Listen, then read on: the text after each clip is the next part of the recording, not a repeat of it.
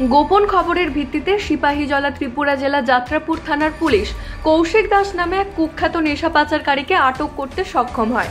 তার সাথে পাওয়া গিয়েছে প্রায় 11 গ্রাম উন্নত মানের নেশার ব্রাউন সুগার, যার বাজার মূল্য প্রায় 50,000 টাকা বলে পুলিশ সূত্রে জানা গিয়েছে। এছাড়াও আটক করা হয়েছে কুখ্যাত নেশা পাচারকারী কৌশিক দাসের বাইকটিও। যাত্রাপুর থানার ওসি সুব্রত দেবনাথ জানান, গোপন খবরের ভিত্তিতে নেশা পাচারকারী কৌশিক দাসকে ধরার জন্য বিশাল পুলিশ বাহিনী নিয়ে থানার পাশেই নির্দিষ্ট জায়গায় ওঁত পেতে বসে থাকেন তিনি।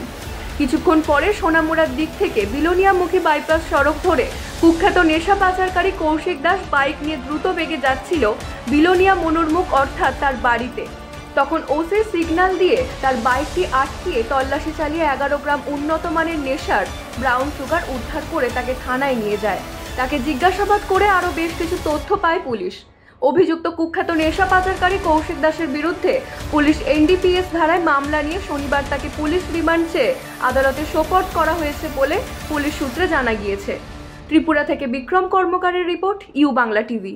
ইউ বাংলা টিভি, হৃদয় ছুঁয়ে যায়।